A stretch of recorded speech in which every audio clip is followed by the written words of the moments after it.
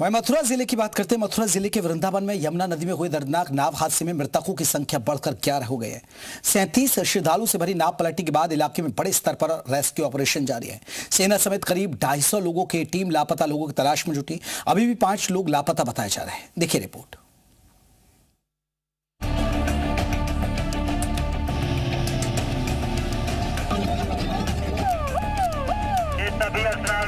ध्यान दें, आगे काफी गहरा पानी है।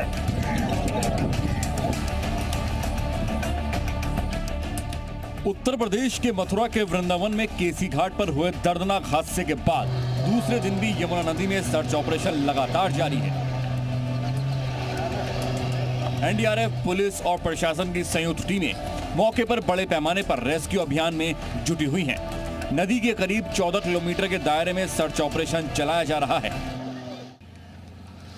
हम इस समय एसडीआरएफ की टीम के साथ हैं, जो लगातार कल 3 बजे से जो हादसे में लोग मृत हुए हैं, जो शव हैं या जो बचे थे, जो 32 लोगों में से रेस्क्यू की गए, हमारी जो जवान हैं एसडीआरएफ के लगातार इस गहरी यमुना में मेहनत कर रहे हैं। रात के 2 बजे तक इन लोगों ने लाइट्स के सहारे, जब बहुत स्थितियां प्रतिकूल हो जाती हैं, उस समय जाकर देखिए वो घटना स्थल पर जाकर बीच में से जो बोट धंस गई थी उसको बाहर निकाला गया और ये जो है इसके जरिए इन लोगों को रेस्क्यू किया गया। अभी तक 10 शव निकाले जा चुके हैं। इसके अलावा 32 लोगों में से बहुत से लोग जीवित बचाए गए। ये सिर्फ इन जवानों की वजह से हुआ है। वृंदावन में यमुना नदी में बड़ा हादसा हो गया था। नदी में बने पीपा पुल के पास पर्यटकों से भरी एक नाव पलट गई। यह हादसा दोपहर करीब 3 बजे केसी घाट पर हुआ था, जो बांके बिहारी मंदिर से लगभग 2 किलोमीटर दूर है। जानकारी के मुताबिक नाव में 30 से ज्यादा लोग सवार थे, जो पंजाब के लुधियाना से वृंदावन घूमने आए थे। 20 से ज्यादा लोगों का रेस्क्यू कर लिया गया है। अभी भी कई लोग लापता बताए जा रहे हैं, जिनका रेस्क्यू ऑपरेशन जारी है।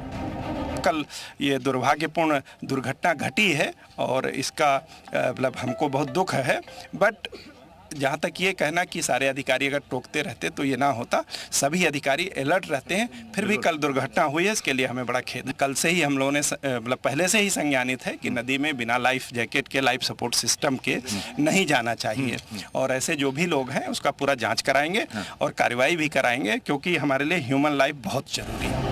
मृतकों में एक ही परिवार के 7 सदस्य शामिल हैं। घटना के बाद इलाके में मातम पसरा हुआ है और परिजन बेसब्री से अपनों की तलाश कर रहे हैं। शुरुआती जांच में सामने आया है कि उस समय यमुना नदी में करीब 40 किलोमीटर प्रति घंटे की तेज हवाएं चल रही थी।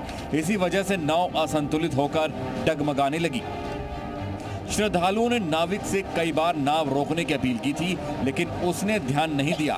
नाव 2 बार पीपा पुल से टकराने से बची, लेकिन तीसरी बार टकराने के बाद नाव असंतुलित होकर पलट गई। सबसे गंभीर बात यह सामने आई है कि किसी भी श्रद्धालु को लाइफ जैकेट नहीं दी गई थी।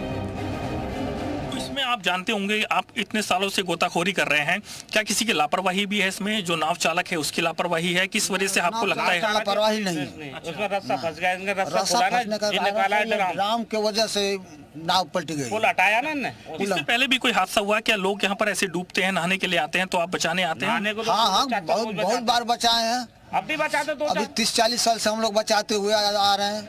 आज तक हम लोग किसी तरह की सुनवाई नहीं हुई। कोई हमको शासन से कोई मदद नहीं मिल रही है। अगर हम डुबाले पकड़ लेते नहीं होकर के हम कैसे पैरेंगे?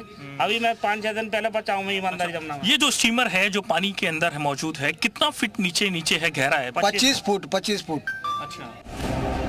पुलिस ने हादसे के करीब 6 घंटे बाद नाविक पप्पू निषाद को धर दबोचा। बताया जा रहा है कि नाव उसकी निजी थी और उसने श्रद्धालुओं को जुगल घाट से सवार कराया था। हादसे के बाद वह मौके से फरार हो गया था, लेकिन बाद में उसे गिरफ्तार कर लिया गया। हादसे के बाद भी हालात में सुधार नजर नहीं आ रहा है।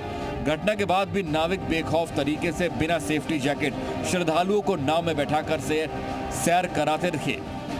इतना ही नहीं, कई श्रद्धालु जान की परवाह किए बिना नावों पर बने अवैध स्टैंड पर चढ़कर सेल्फी लेते नजर आए।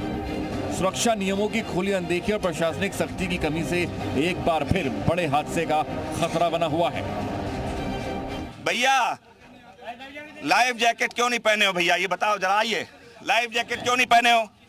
आपने किसी लाइफ जैकेट नहीं पहना। देखिए एक्सक्लूसिव तस्वीरें। आप बताओ क्यों नहीं लाइफ जैकेट पहने भैया? ये नाविक के पास नहीं थी और अच्छा। हम लोगों को पता करने आना था कि यहाँ पर कितने लोग अभी लापता हैं। हम लोग नहीं तो आप अपने आप किसी पार्टी से हो? जी, हम समाजवादी पार्टी से तो हैं। ये जान जोखिम में डाल रहे हो, यही इतनी बड़ी घटना। जोखिम में डालकर समाजवादी पार्टी के लोग इसीलिए आए हैं हाँ। कि हमारे अपने लोग नहीं सुरक्षित रहे। आप ये बताओ कि ये देखिए इनमें से इतने लोग हैं और कल ही हादसा हुआ है यहाँ पर। 32 लोगों को हमारे जवानों ने बचाया है, एसडीआरएफ के, यूपी पुलिस के, उसके बावजूद ये लोग लापरवाही कर रहे हैं। वृंदावन में हुए इस दर्दनाक हादसे ने कई परिवारों की खुशियां छीन ली हैं। रेस्क्यू ऑपरेशन अभी भी जारी है और लापता लोगों की तलाश की जा रही है। प्रशासन ने जांच के आदेश दे दिए हैं कि आखिर इस बड़ी लापरवाही के पीछे जिम्मेदार कौन है। फिलहाल पूरा इलाका शोक और चिंता के माहौल में है। ब्यूरो रिपोर्ट, जी मीडिया।